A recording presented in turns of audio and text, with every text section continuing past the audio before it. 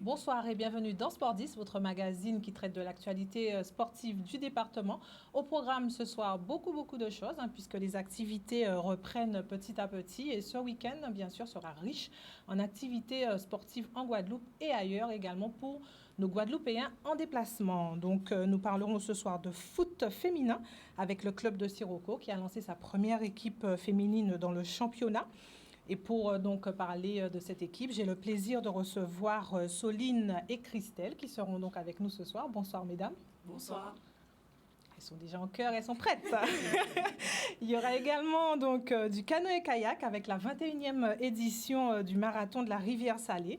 Et donc pour nous parler de ce marathon, là ce soir je vais recevoir Brice Gavarin et Madame Michèle Cornély qui est donc la présidente des pagaies de la Rivière-Salée. Bonsoir à vous. Bonsoir. L'harmonie est moins présente de ce côté-là. Donc, voilà. Donc, on poursuit. Et donc, ils nous diront tout, bien sûr, sur cette course, bien sûr, un peu particulière. Et pour finir, il y aura aussi donc, du basket avec donc, un tournoi 3-3 qui se déroulera sur le parvis de l'hôtel de ville de Pointe-à-Pitre. Et donc, c'est avec Kelly Vercotrin et Yelena Ursel que nous parlerons donc de cet événement qui seront donc sur le plateau un petit peu plus tard. Voilà, et donc on débute avec du jiu-jitsu brésilien. Vous vous rappelez donc des Brothers Guada BJJ qu'on avait reçus il y a quelques semaines en plateau. Et bien cette fois, ils ont de nouvelles échéances puisqu'ils se sont envolés pour le championnat d'Europe. Et avant donc leur départ, nous sommes partis à leur rencontre pour faire le point et savoir comment tout ceci s'était préparé. Un reportage de Stanley Manicom. On se sent motivé. On se sent un peu soulagé aussi puisqu'on n'était pas sûr de pouvoir partir par rapport au contexte sanitaire, etc. Et là, faire les championnats d'Europe pour le club, c'est vraiment une belle opportunité à la fois de représenter la Guadeloupe et représenter ce qu'on est capable de faire. Donc on est super content puisqu'on a réussi à avoir une dizaine de participants, donc, dont quelques filles aussi. Donc c'est une super bonne nouvelle. On a une partie des compétiteurs qui s'entraînent derrière moi. On a réussi à se préparer quand même, malgré les différentes restrictions, etc. On est quand même assez confiant de ce qu'on va pouvoir faire au niveau des championnats, même si la première victoire, c'est déjà de pouvoir y participer compte tenu du contexte. Je pense que chacun des compétiteurs a une ambition personnelle. Après, au niveau du club et dans mon rôle, moi, la première ambition, c'est déjà d'y participer, puisque je pense que c'est l'une des premières fois où la Guadeloupe envoie autant de compétiteurs sur ce championnat européen. Notre mindset, qui vient de notre coach Andouilo Gouvéa, qui est derrière moi, quand on fait du jiu-jitsu brésilien à The Brothers, on fait du jiu-jitsu brésilien pour la compétition. Donc tout le monde n'est pas obligé d'aller en compétition, mais les entraînements sont des entraînements soutenus. On s'entraîne 2 fois par jour, parfois 5 à 6 fois par semaine. Je m'occupe plus de mes élèves que de moi. Donc, je me stresse pour mes élèves. C'est comme si moi va faire 10 combats. Parce que ce sont 10 personnes, c'est comme si je vais faire 10 combats. Quand on était à Paris pour le Tour de France d'Abu Dhabi, j'ai senti la pression, pas pour moi, mais pour mes élèves. L'idée, c'est vraiment de se challenger. C'est-à-dire qu'on pourrait se dire de rester en Guadeloupe et de faire des compétitions régionales et s'assurer, entre guillemets, de gagner, etc. Là, on n'est pas sûr de gagner parce qu'on va faire face au gratin européen. Mais en même temps, on est sûr, par contre, de gagner en expérience et de faire face faire l'expérience d'une compétition formatrice et qui, de toute façon, servira à la fois au jiu-jitsu dans le club, mais aussi au jiu-jitsu guadeloupéen, jiu-jitsu brésilien en Guadeloupe. Donc voilà, l'idée pour nous, c'est vraiment de participer à ces championnats d'Europe avec l'envie et en se donnant les moyens pour gagner, mais surtout en gardant à l'esprit qu'on travaille pour un objectif qui est plus global et plus large, qui est d'accompagner le développement de la pratique ici en Guadeloupe. Voilà, donc ça c'était mercredi, avant leur départ. On les retrouve donc ce soir. On les remercie d'ailleurs d'être encore debout pour justement nous parler de leur arrivée sur place et de nous dire un peu comment ils vont et comment ils appréhendent justement cette compétition. Mathieu, bonsoir. Alors justement, on vous retrouve alors, est-ce que vous pouvez nous dire comment ça s'est passé, comment vous êtes installés depuis est-ce que tout va bien et vous êtes prêts, on va dire, pour affronter ces échéances?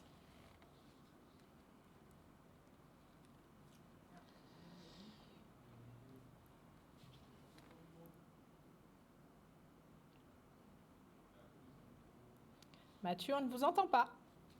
Alors, il faut réactiver le micro.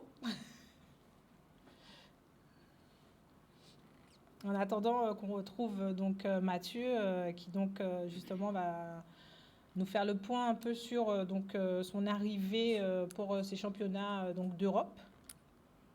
On attend alors. Est-ce qu'on a de nouveau Mathieu? Mathieu? Non, on l'entend toujours pas. On ne sait pas ce qui s'est passé parce qu'on l'entendait tout à l'heure. Bon, on va laisser Mathieu reprendre un peu le temps de se reconnecter, de trouver le son. Nous, on va poursuivre avec nos invités qui sont cette fois en plateau. Et cette fois, je vais me tourner vers nos deux charmantes dames qui sont ici, qui représentent le visage du foot féminin. Et je pense qu'on aura un beau visage ce soir, pour donner envie à d'autres femmes de faire du foot également. Mesdames, rebonsoir. Je disais qu'il s'agit de Soline et de Christelle. Bonsoir mesdames. Bonsoir. Alors justement, vous faites partie de cette aventure du Sirocco. Est-ce que vous pouvez un peu nous raconter pourquoi, votre parcours également, le foot, vous y êtes depuis quand? Ça fait combien d'années que vous pratiquez? Et pourquoi vous lancez dans cette aventure du foot féminin? Alors je vais commencer. Alors le foot, c'est quelque chose qu'il faut aimer. C'est quelque chose que j'ai commencé depuis toute petite et jusqu'à maintenant. Aujourd'hui, j'ai 26 ans et je suis toujours aussi passionnée du foot.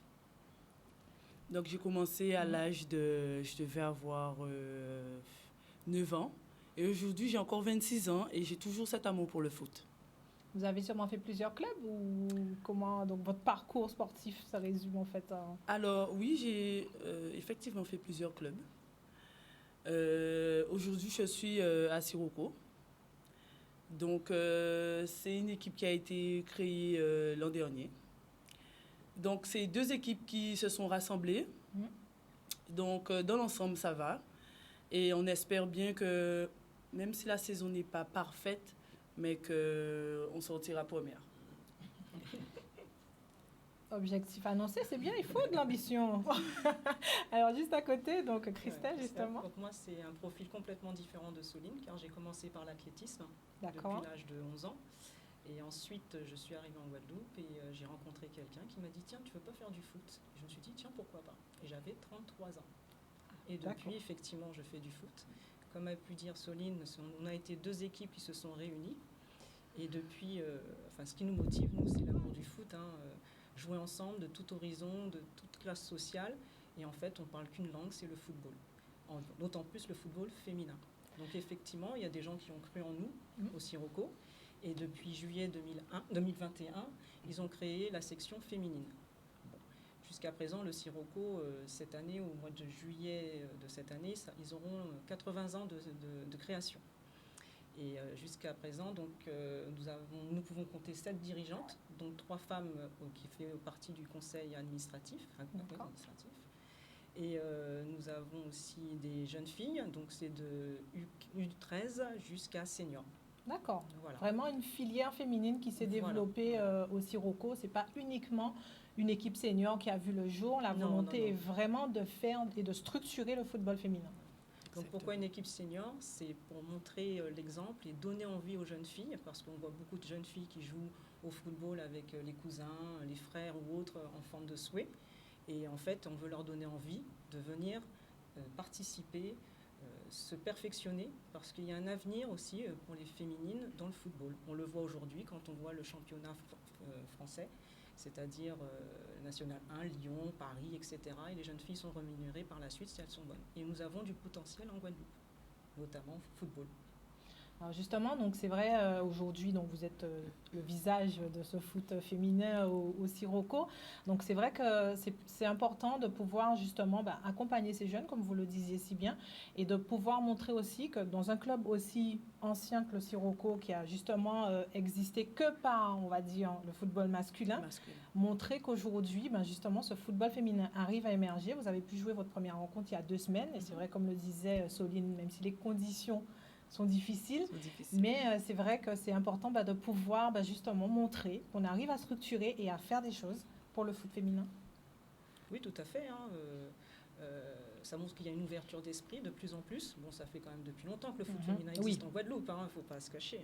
Mais on aimerait que ça se développe plus et donner cette envie aux jeunes filles de nous rejoindre et de se perfectionner, ou de s'améliorer et surtout de prendre du plaisir, parce que le football, tout comme tous les autres sports, c'est le respect de soi, des autres, et apprendre à prendre du plaisir ensemble dans le sport. Alors justement, en termes d'entraînement, comment ça se passe, les créneaux? On sait que parfois c'est toujours pas évident, on sait que pour les femmes de se mettre au sport avec le quotidien, le fonctionnement, on sait que c'est toujours très très compliqué. Et malgré tout, donc du coup, quelle est l'organisation au niveau du Sirocco pour les créneaux d'entraînement, pour l'organisation même du club? Du coup, comme vous l'avez dit, c'est difficile parce qu'on a tous nos vies de famille, nos loisirs à part le foot, le travail.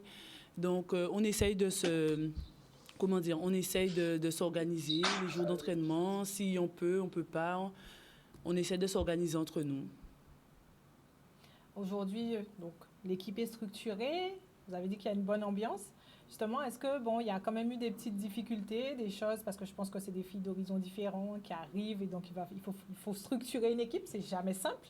Donc du coup, est-ce que on a réussi à franchir déjà tous les paliers et on va dire que l'équipe elle vit bien malgré, on va dire, les différences de caractère? On va pas se mentir, on est des femmes. On est des femmes. Il y a celles qui ont du caractère, celles qui en ont un peu moins, celles qui se découvrent. Il y a des mères de famille, il y a des jeunes étudiantes, il y a des jeunes filles qui sont encore en train de se chercher. Donc effectivement, oui, il y a des difficultés, mais on a 2 entraîneurs qui essayent quotidiennement à nous montrer le droit chemin, notamment Monsieur Philippe Ferron et Moïse Faro. Et ils nous transmettent un message. Et puis pour eux, c'est un challenge aussi, parce qu'ils ont entraîné jusqu'à présent, c'était des éducateurs de jeunes garçons et des masculins. Donc là, ils découvrent. C'est plus madame à la maison, c'est madame sur un terrain de foot. Donc voilà. Mais moi, j'ai envie d'y croire, parce qu'on est toutes des personnes qui ont un but commun, c'est l'amour du football, et on compose ensemble. Donc après... Donc un championnat donc un peu réduit, donc avec très. Parce qu'effectivement il y a encore moins d'équipes que par rapport aux autres années, mais c'est vrai que par rapport à la situation sanitaire, c'est important de pouvoir montrer que justement qu'on arrive à faire repartir le foot féminin et pour justement permettre à celui-ci d'exister et de ne pas justement disparaître complètement, parce que même si on sait que la Ligue a cette volonté de développer le foot féminin, puisque justement, ils ont permis au club de faire émerger justement des filières féminines. Donc là, c'est un vrai combat que vous menez, entre guillemets. Oui, moi, je dirais oui. C'est un vrai combat, mais dès qu'on veut, on peut. Donc on va y arriver. Alors justement, vous avez annoncé les objectifs donc, de cette saison. Donc, repartir avec le titre, c'est bien, il faut y arriver, il faut y aller. Et quels sont les moyens, du coup, qui sont mis à disposition? Est-ce que vous avez la sensation aussi donc, d'être bien accompagné, d'être bien suivi au Sirocco et justement d'avoir cette sensation que derrière vos objectifs, que vous annoncez, les dirigeants sont aussi là pour vous accompagner, vous permettre de réaliser vos objectifs? Oui, bien sûr. Tout à fait. Bon, Soline, elle est optimiste, elle dit finir premier. Mais bon, les encadrants, eux, déjà, c'est pouvoir nous emmener au plus loin et qu'on puisse jouer le meilleur football et qu'on puisse mettre en place des tactiques de jeu et qu'on puisse arriver le plus loin possible. Mais effectivement, on a les terrains qui nous sont attribués, on a le matériel qu'il faut et on a des entraîneurs qui sont vraiment entièrement à notre disposition et nous sommes aussi disposés à s'entraîner avec eux. Donc, techniquement, alors, le foot féminin, la différence avec le foot masculin, c'est plus technique, moins physique, ça court moins, pour vous qui êtes sur le terrain. C'est plus physique. Oui, c'est plus physique, exactement. C'est vrai. Physique. C'est plus combatif. Voilà. On a de l'orgueil et puis on aime montrer qu'on sait faire. Donc forcément, voilà. En tout cas, on sent la bonne ambiance, la volonté donc d'aller très loin ensemble. Donc, au-delà de ça, la saison prochaine, on espère que les choses vont pouvoir repartir voilà, et s'améliorer. On en prend un peu le chemin. Donc, tout le monde, en ce moment, y croit beaucoup. Donc, justement, vos prochains objectifs, une fois que, là, c'est la saison, on va dire, vraiment d'essai, puisque vous avez débuté là. Donc, aujourd'hui, vous prenez vos marques pour vraiment construire pour la saison prochaine. Et là, peut-être que l'ambition de Soline sera plus au niveau. On y croit. En tout cas, merci beaucoup, mesdames. Vous ne jouez pas ce week-end? Non. Puisque vous deviez jouer, mais l'équipe a déclaré forfait. Donc, il va falloir attendre encore la semaine prochaine. C'est vrai que ce n'est pas forcément évident non plus à gérer. Se dire, surtout que on a eu un premier match, là, ça fait 2 semaines, et que vous êtes un peu dans l'attente, et que les entraînements, c'est bien, c'est sympa. Mais c'est vrai que du coup, comment vous gérez justement ces compétitions un peu aléatoires, un week-end sur 2, un week-end sur 3? C'est vrai que c'est pas forcément non plus évident. Non, c'est pas évident, mais on n'est pas parfaite, hein, donc les entraînements servent à se perfectionner. Après, c'est vrai qu'on aime s'entraîner pour jouer. Donc, le laps de temps qui est un peu trop long, parfois, ça nous permet d'avoir le stress qui redescend, mais après, c'est à gérer. Après, ça permet de soigner aussi quelques bobos. Donc, voilà. Très bien. En tout cas, merci à vous d'être venu nous parler de votre club et j'espère qu'on vous reverra encore sur les terrains. J'espère qu'on vous pourra... je lance l'appel à Richard pour lui dire que Richard, il y a du foot féminin aussi qui existe. Donc, tu peux... il faut venir. Voilà, faire un match aussi en direct de football féminin. Je sais que... on l'invite à venir le 21. Ah ben voilà, Richard s'est lancé, j'espère que tu nous écoutes. Le 21, le Sirocco t'attend pour sa rencontre, voilà. Donc on en reparle. Voilà, en tout cas, merci beaucoup mesdames d'être venues. Et justement, on va parler de foot masculin avec la 6e journée donc de Régional 1. Et donc la poule A avec donc les tableaux pour cette 6e journée. Donc on va commencer donc avec la poule A. Samedi 12, 2 rencontres, 15h30. La première, Juventus qui sera opposée à l'Étoile à Sainte-Anne. Deuxième rencontre du samedi, l'Arsenal qui sera opposé au Phare. La rencontre aura lieu à Sainte-Rose. Suite et fin de cette 6e journée pour la poule A le dimanche 13 à 17h45, il y aura la Jeunesse Évolution face au Stade Lamantinois. La Jeunesse Évolution qui aura à cœur de se rattraper après sa lourde défaite le week-end dernier. La rencontre aura lieu aux Abîmes. La Red Star qui sera opposée au Sporting, la rencontre qui se déroulera à Bémao et cette fois-ci sera à 15h30. Au niveau du classement, donc c'est le Phare qui occupe donc la première place avec 14 points, deuxième la Gauloise 12 points, troisième la Jeunesse Évolution avec 11 points, quatrième l'Étoile avec 10 points, cinquième la Juventus également avec 10 points, sixième la Red Star avec 8 points, septième le Stade Lamantinois avec 6 points, huitième l'Amicale avec 6 points, neuvième le Sporting avec 6 points et dixième l'Arsenal avec 3 points. On passe maintenant à la poule B. Et dans la poule B, toutes les rencontres auront lieu donc le samedi 12 à 15h30. Et le CMA qui sera opposé à l'USR, la rencontre aura lieu à Cap-Esther. Le Racing sera opposé au CERFA, la rencontre aura lieu à Vieux-Habitants. La Solidarité scolaire sera opposée à l'AS Gosier. La rencontre aura lieu au Moule. L'USBM sera opposé au CSM à Bémao. Et pour finir, le Sirocco sera opposé à la JSVH aux Abîmes. Un point au classement. L'AS Gosier occupe la première place dans cette poule B avec 16 points. Le CSM occupe la deuxième place, 16 points également. Troisième, la Solidarité scolaire, 12 points. Quatrième, la JSVH avec 9 points. Cinquième, le CAM avec 9 points. Sixième, le Sirocco avec 8 points. Septième, le CERFA avec 7 points. Huitième, l'USBM, 5 points. Neuvième, le Racing, 4 points. Et dixième, l'USR avec 4 points. Donc, un petit mot justement donc, sur le championnat féminin. Donc, samedi 12... Le Sporting de Memao sera opposé à l'AS Anonyme. La rencontre aura lieu à 15h30 au stade de Claude Virapin.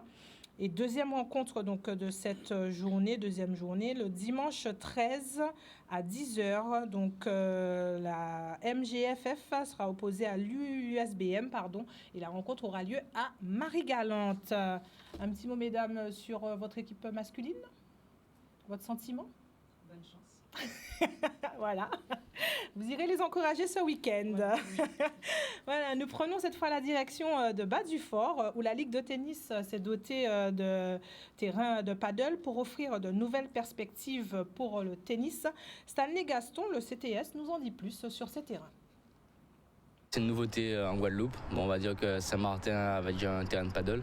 Donc aujourd'hui en Guadeloupe, on a 2 terrains de paddle, 2 mini-pistes d'athlétisme et 2 touch tennis.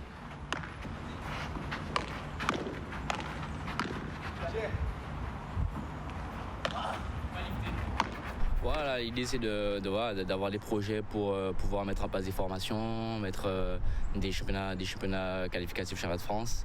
Donc voilà, c'est une nouvelle pratique qui va permettre aussi de connaître notre discipline. On avait déjà le beach tennis, donc maintenant on a le paddle, et donc ça va permettre de toucher un maximum de public. C'est un peu les mêmes règles que le tennis, donc au niveau des comptages de points. La différence c'est que voilà, au niveau du tour du terrain, il y a les vitres, lesquelles on peut jouer sur les vitres. Ça ressemble un peu au squash. Et ensuite derrière il y a les grillages où on peut aussi effectivement jouer. Donc l'idée c'est de jouer à 4, on peut jouer à 4. Et après derrière on peut jouer avec les murs, on peut faire de la volée. C'est un sport très convivial, très familial et c'est facile de pratique tout de suite.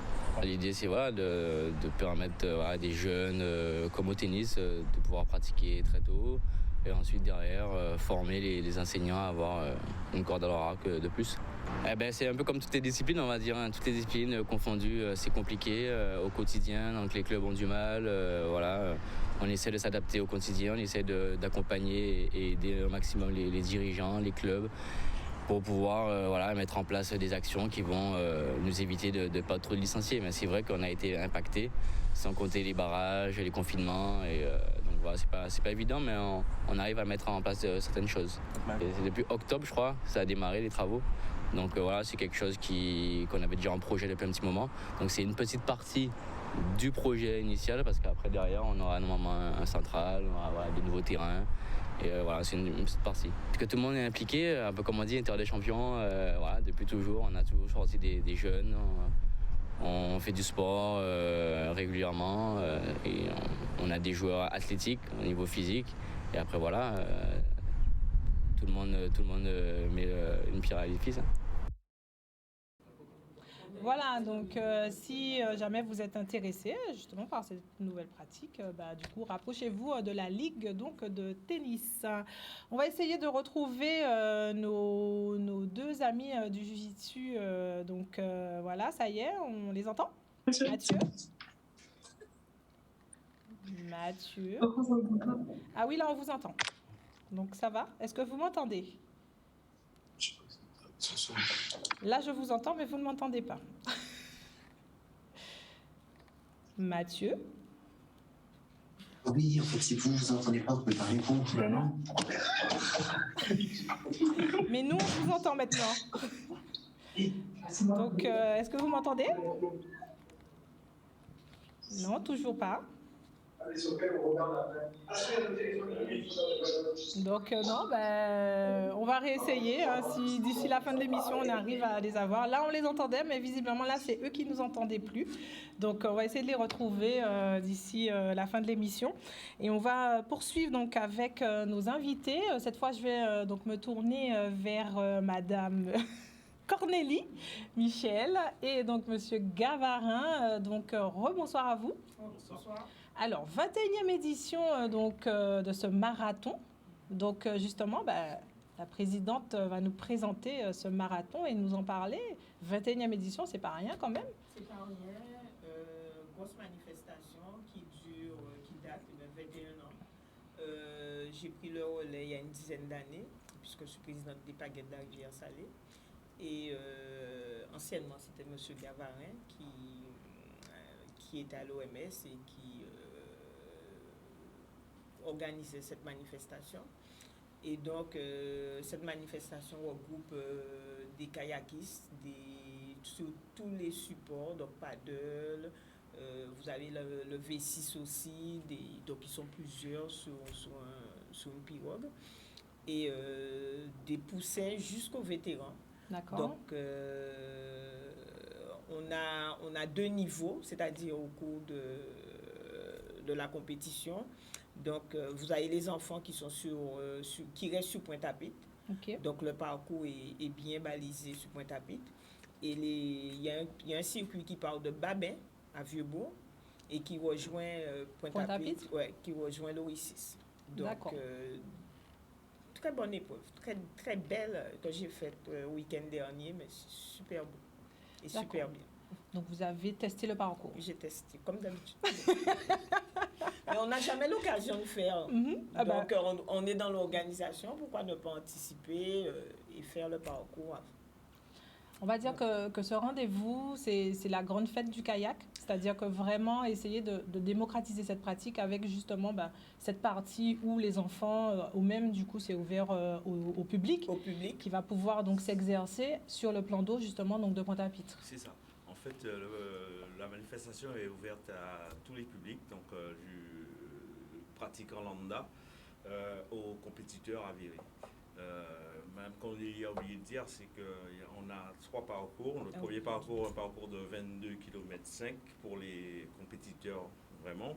Un parcours de 12,5 km pour les randonneurs et les cadets. Les cadets, oui. Et le petit parcours de 6 km pour les minimes qui vont rester devant la base de kayak Yves Dolmar.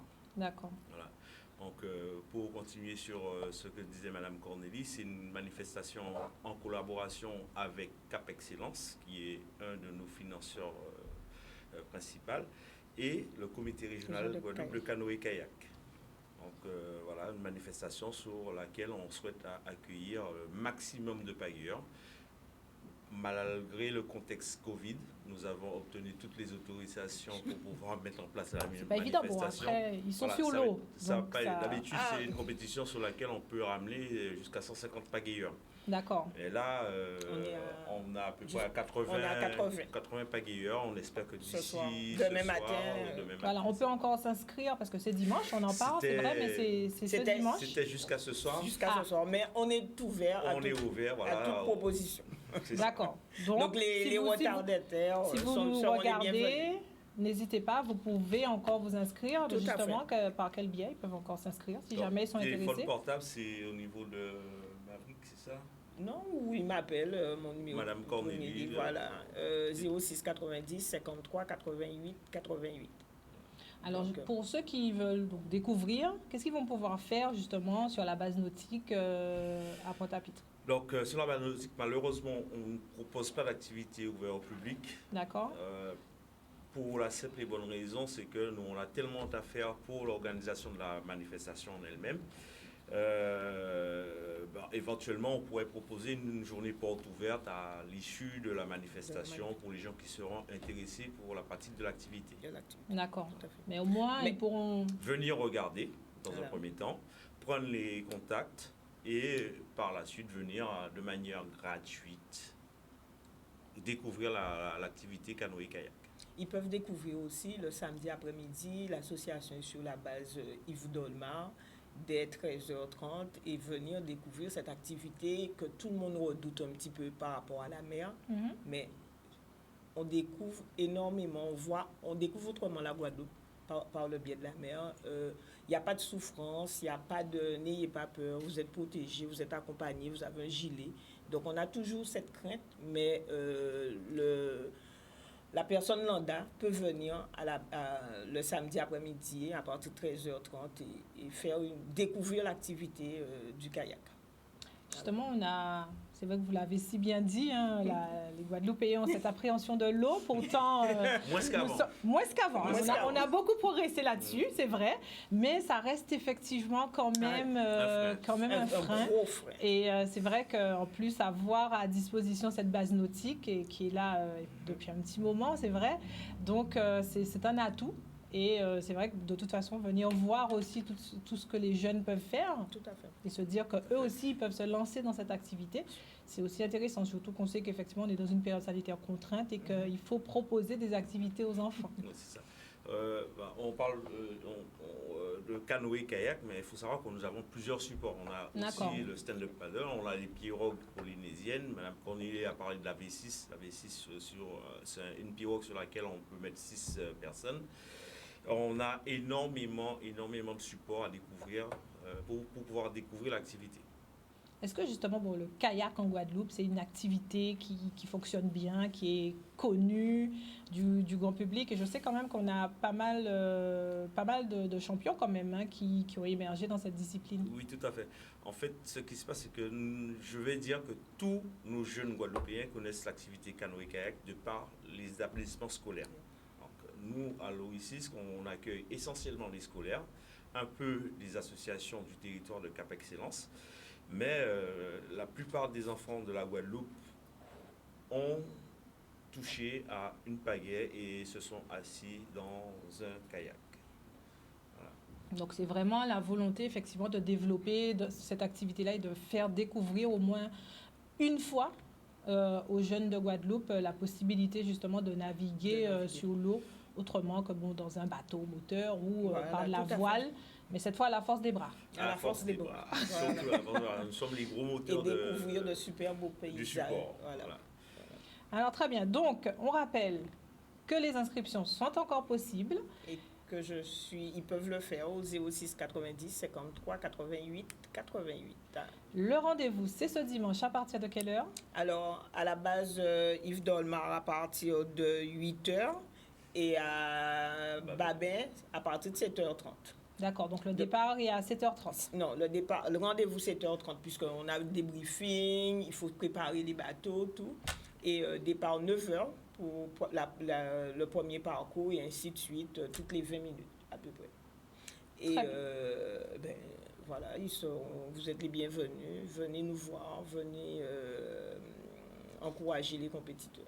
Est-ce que justement, les gens pourront suivre sur l'eau si jamais ils ont des bateaux, ou est-ce que c'est un parcours balisé et qui sera vraiment réglementé? En fait, les gens peuvent toujours suivre la manifestation sur un bateau moteur, sauf qu'on va leur demander de rester bien en retrait du parcours. D'accord. De toute façon, on aura les bateaux de sécu qui seront là pour organiser le truc en fait. Empêcher qu'il y ait un bateau qui aille voir un compétiteur, voir un camarade qui fait de la randonnée pour éviter un accident éventuel. C'est vraiment seul, ils se débrouillent, aucune assistance, ils partent de Babin, ils doivent arriver à Pointe-à-Pitre. Il y a une assistance, c'est vraiment en cas de danger. D'accord. En cas de danger, ils appellent les bateaux qui sont dédiés à la sécurité pour pouvoir venir à leur aide. En général, en termes de timing, on est sur combien de temps pour rallier Babin à Pointe-à-Pitre? En fonction de la forme des compétiteurs, en fonction des éléments. Pour dimanche, c'est prévu qu'il y ait beaucoup de vent. Beaucoup de vent. Donc, en général, les meilleurs mettent entre 1h et 1h30 et les moins bons ont un peu de 2 heures, un peu plus de 2 heures. D'accord. Voilà. Très bien. Donc, vous avez toutes les infos. 8h30 8h 8h à Pointe-à-Pitre et 7h30 à Babin pour un départ 9h. Sans oublier l'anti-moustique. L'anti-moustique pour Babin.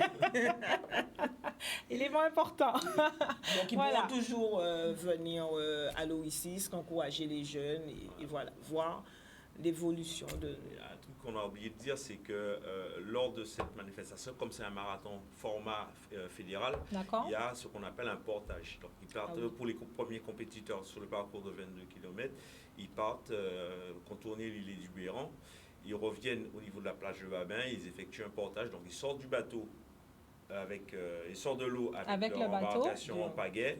Ils font un parcours sur 100 mètres à peu près pour réembarquer et repartir pour regagner l'arrivée.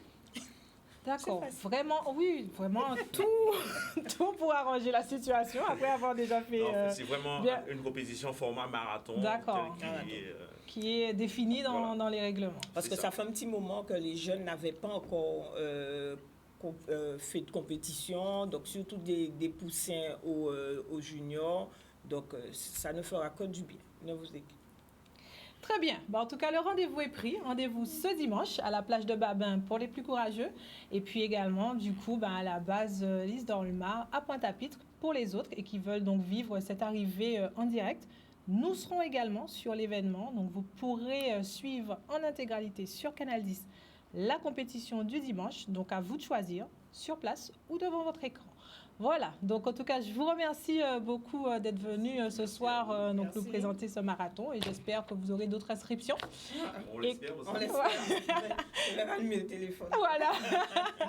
Et qu'en tout cas, on aura une belle manifestation ce dimanche. Voilà, merci à vous. On passe cette fois au judo. Ce week-end, donc, il y aura le championnat de Guadeloupe les 12 et 13 février au gymnase Valère Lamy de Bémao. Samedi 13 à 19h30, donc les minimes et les cadets et les seniors seront donc en compétition. Le dimanche de 8h à 17h, cette fois, on aura les benjamins, les juniors et les vétérans. Sachez également que Fred Nomed, le président donc, de la Ligue de judo, s'est exprimé par rapport à la situation un petit peu difficile que traverse le judo, si vous avez un peu suivi les événements.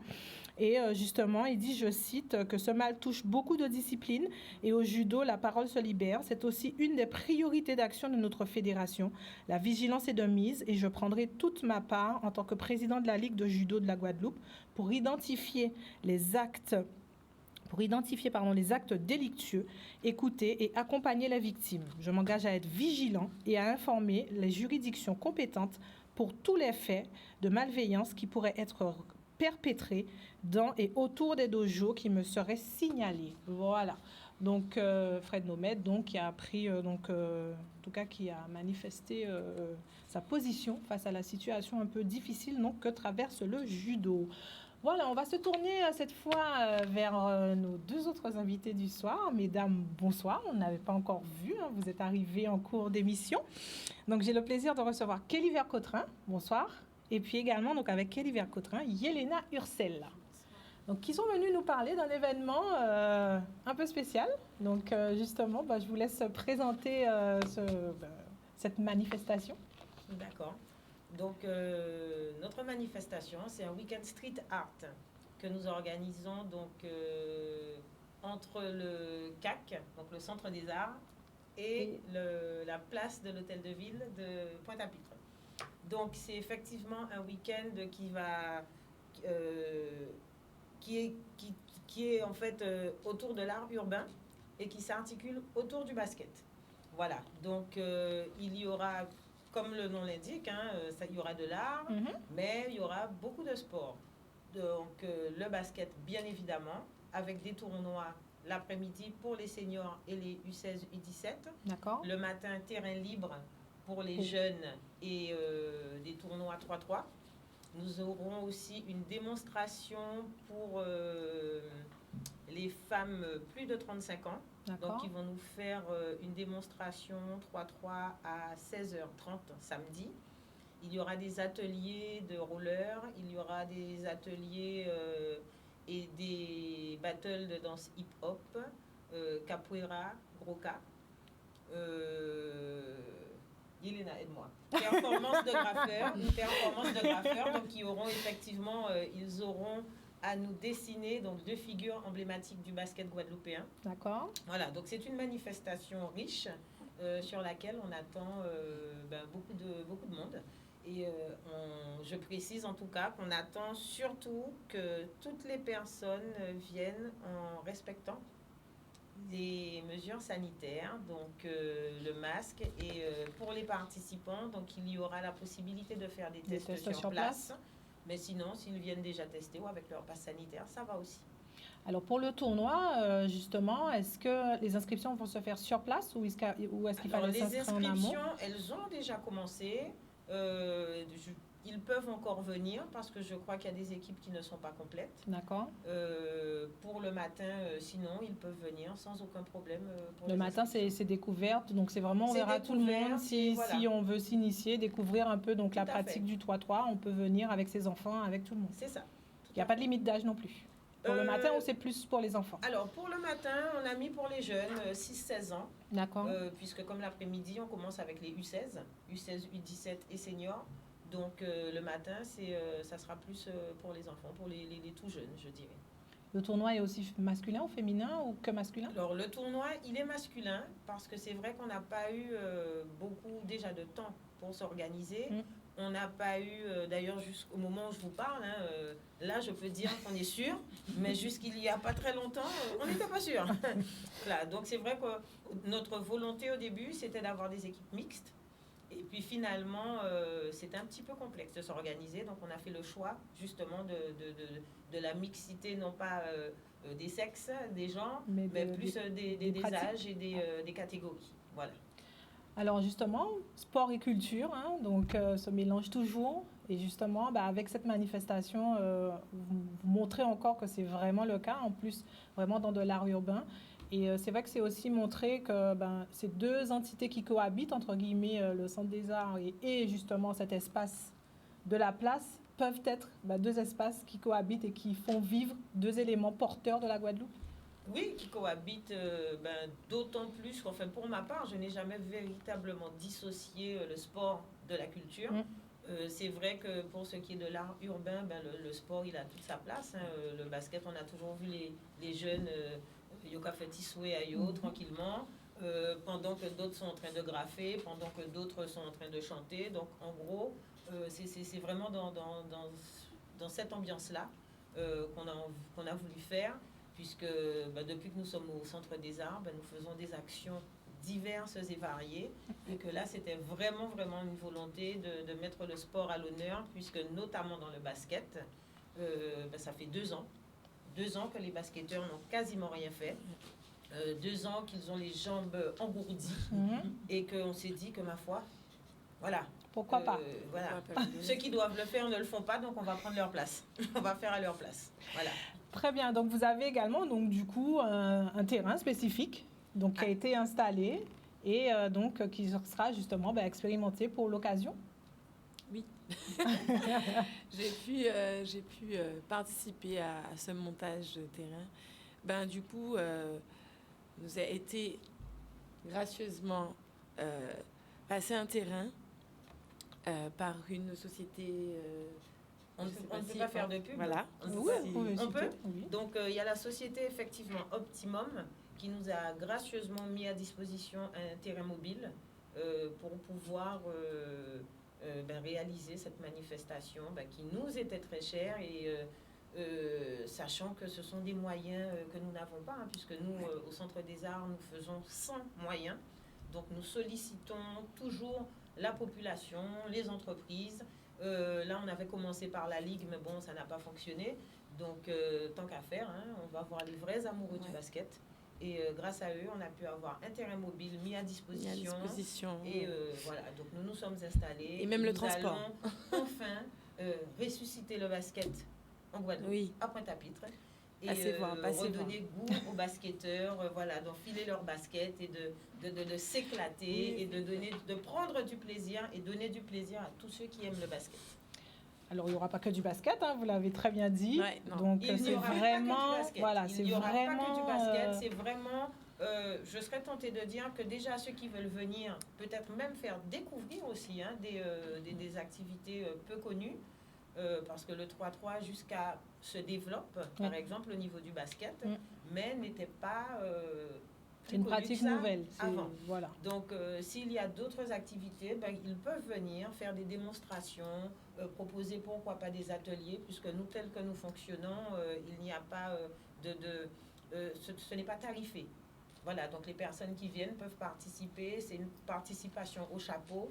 Donc certains peuvent décider de tarifer à 5 €, quelque chose comme ça. Mais voilà, donc s'il y a des personnes qui pratiquent des sports ou qui ont des activités en rapport avec l'art urbain, ils peuvent venir sans aucun problème. Nous sommes ouverts à tous. On n'oublie pas que le Centre des Arts est un lieu ouvert à tous, surtout pour relancer cette dynamique qu'a ce lieu, du coup. Il est ouvert à tout public et il faut que toute activité culturelle, artistique Et il faut vraiment que la population s'identifie à ce lieu et commence à s'ouvrir à ce lieu. Voilà, c'est très important. Donc venez. Venez. Donc demain, à partir de quelle heure? Alors demain à partir de 10h, de 10h à 20h et dimanche pareil. Oui. D'accord. Voilà. Week-end street art. Week-end street art. Belles animations. Et puisque vous ne serez pas loin, puisque vous serez... Alice Dolman. Oui. Ceci dit, moi j'aimerais bien ça. Yves Dolman. Moi ça m'intéresse. Ce que vous avez... voilà. Moi ça m'intéresse. Vous avez le numéro. Vous m'appelez.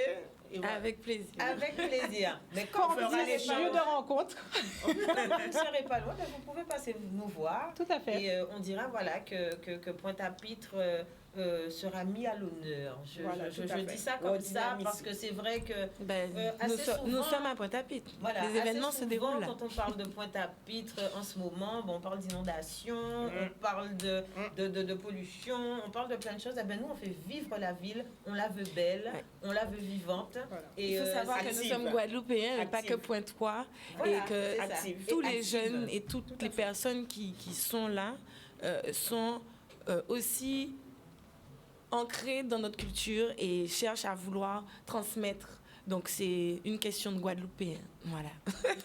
Très bien. Donc en tout cas, merci mesdames d'être venues présenter justement ce week-end, et j'espère qu'il y aura du monde, qu'il y aura des visiteurs et qui pourront justement découvrir le basket et se faire plaisir justement sur ce terrain.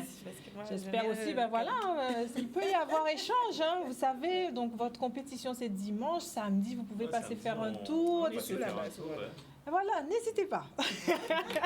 On va essayer, donc avant de se quitter, de retrouver Mathieu Balagne, en espérant que pour cette 3e tentative, on va pouvoir enfin échanger avec lui.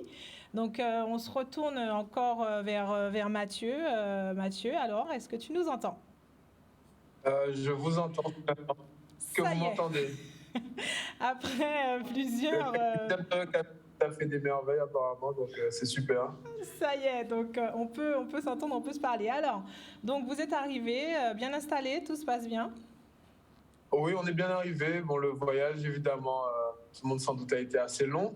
Et là, l'idée pour le groupe, c'est de récupérer au maximum. Une partie du groupe a déjà repris les entraînements de ceux qui étaient déjà arrivés. Donc on a pu s'acclimater entre guillemets au froid et à l'entraînement sous un autre climat. Donc on est bien arrivé. Alors justement, donc est-ce que tu peux nous rappeler où se passe la compétition? Quel est le jour réellement en fait de compétition pour vous? À partir de quand ça va commencer? Alors la compétition se passe, les championnats d'Europe de jiu-jitsu brésilien donc se passe à Rome. Donc la compétition commence lundi jusqu'à dimanche. Et en fait, vu que nous sommes 11 avec différents groupes, différentes classes d'âge et différentes ceintures, donc il y a plusieurs jours de compétition. Donc d'abord, il va y avoir mardi, Jade qui est à côté de moi, elle va entrer en lice avec quelques autres compétiteurs. Donc ça, c'est les compétiteurs de 18 à 30 ans maximum, ceinture blanche, hommes et femmes.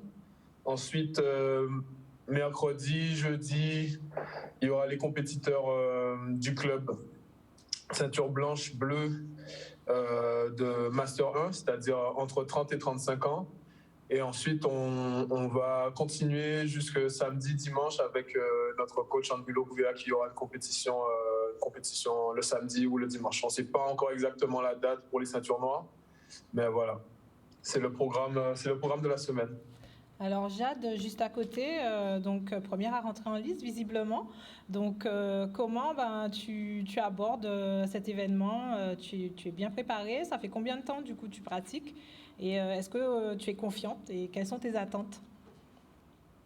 Alors ça fait que 4 mois que je pratique le jiu-jitsu brésilien. Je m'entraîne énormément, plusieurs fois par semaine. Le week-end aussi. Là, je suis assez confiante quand même parce que notre entraîneur est vraiment derrière nous, il nous aide, il nous met en confiance pour l'arrivée des championnats. Donc, j'ai un peu de stress parce que c'est ma première compétition, mais en même temps, j'ai vraiment hâte d'y participer. Alors, est-ce que déjà tu as une petite visibilité sur tes adversaires ou pas du tout? Tu te lances dans l'inconnu complet et tu te bases en fait que sur ta maîtrise technique? Non, j'ai pas du tout vu qui sont mes adversaires. Je vais pas vous mentir, j'ai commencé à chercher sur les réseaux sociaux, mais j'ai pas trouvé de choses concluantes, on va dire. Mais je sais combien on est. On est 20 dans ma catégorie, donc le nombre de combats, ça fait un peu peur, mais en même temps, je sais ce que je sais faire et je vais tout ce que je sais faire, je vais le mettre en place lorsque je vais passer. Très bien, on te souhaite en tout cas le meilleur pour ta compétition. Mathieu, c'est vrai que vous aviez déjà une première expérience plutôt positive pour le club, justement, et là encore, donc vous réussissez à partir donc sur ce championnat d'Europe. Là, l'objectif, on va dire, il est lequel pour le club? L'objectif, c'est de faire 11 médailles d'or, évidemment. Après, l'objectif, comme je l'ai dit dans le petit sujet un peu avant, c'était déjà d'y participer. Comme les différents protagonistes du plateau de ce soir ont pu le rappeler, compte tenu du contexte sanitaire, le fait de faire vivre le sport, c'est déjà un objectif qui est atteint, c'est déjà une victoire. Donc pour nous, l'objectif, c'est bien évidemment pour chacun de tout donner sur le tatami, d'aller au bout de l'effort et de remporter la victoire. Mais un autre objectif, c'est surtout de participer, de représenter la Guadeloupe en Europe. Très bien, en tout cas, on vous le souhaite en tout cas. Et c'est vrai que ça a été une belle organisation parce que vous partez quand même un petit bout de temps. Donc professionnellement, pour tout le monde, c'était peut-être pas évident. Il faut une vraie organisation derrière. Alors en termes professionnels, évidemment, disons que si on avait eu un peu plus de temps, un peu plus de moyens, on serait sûrement plus nombreux, parce qu'on aurait pu s'organiser un peu mieux, etc. Mais ce qui a été possible de faire, c'est de prendre des congés. Par exemple, pour moi, en général, quand je pars en compétition, mes congés, mes vacances, c'est pour partir en compétition, depuis que je connais Andouilo. Donc, voilà. Donc, et pour Jeanne aussi, elle a dû négocier avec sa fac pour réussir à comment dire ça, associer les deux. Donc on essaie d'associer les deux, c'est-à-dire que évidemment chacun a des obligations professionnelles, académiques, estudiantines ou même familiales. Et l'idée pour le club, c'est de voir qui peut se déplacer à quel moment en fonction des compétitions. Donc on essaye de faire tout ça en harmonie. Donc voilà. Très bien. En tout cas, on vous souhaite beaucoup de réussite sur ce championnat. Et puis, on vous suivra. N'hésitez pas à nous transmettre les résultats. Bien sûr qu'on diffusera avec plaisir sur l'antenne de Canal 10. Et puis, on attendra votre retour pour faire le bilan de ce championnat. Super. On sera présent. Déjà, tu peux déjà mettre en termes de bilan qu'on est bien arrivé à Rome et qu'on est bien décidé à... Très bien. En tout cas, bonne compète à vous. Et puis, rendez-vous la semaine prochaine. Merci beaucoup. Au revoir. Au revoir. À bientôt. Voilà, donc avant de se quitter, un petit mot donc de hand, puisque ce week-end, la compétition va pouvoir reprendre après donc la Coupe de la Guadeloupe. C'est le championnat qui donc va prendre lieu et place ce week-end pour le hand. Et donc en plusieurs lieux, il y a cette formule un peu de tournoi qui sera proposée. Les clubs qui peuvent participer vont s'inscrire au tournoi et chaque week-end, bien sûr, cette formule sera tournante. Si le club peut s'inscrire le week-end prochain, il s'inscrira. Et donc ce week-end, on a donc première journée senior à partir de 14h30, gymnase de Fouillol et gymnase de Petit Canal. À Petit Canal, il y aura les filles. À Fouillol, il y aura les garçons. Le dimanche 13, à partir de 8h, là, nous parlons de la journée pour les jeunes. À Petit Canal, les moins de 12 ans et les moins de 14 ans en féminin. À Trois-Rivières, les moins de 12 ans et les moins de 14 ans pour les masculins. Et au gymnase de Gauloise, les moins de 16 ans masculins. Et au gymnase de Raisin-Clair à Saint-François, les moins de 16 ans féminins. Sachez qu'également, il y aura le tirage au sort donc, de la Coupe de la région Guadeloupe 2022, ce samedi 12 février au gymnase de Petit Canal pendant la journée des seniors féminins. Donc si vous voulez vous y rendre, vous pouvez y aller. Mais bien sûr, vous devez être muni de votre passe sanitaire. Voilà, nous avons fait le tour de l'actualité sportive donc, de ce week-end. Il y a d'autres événements, donc n'hésitez pas à vous rendre sur les différents sites des ligues et comités pour découvrir les programmes de ce week-end. Et nous, en tout cas, on vous remercie de nous avoir suivis. On remercie nos invités également. On leur souhaite un bon week-end sportif. Merci. Et donc, et nous, on se dit bien sûr à la semaine prochaine pour un nouveau numéro de Sport 10. Bonsoir et bon week-end sportif à vous.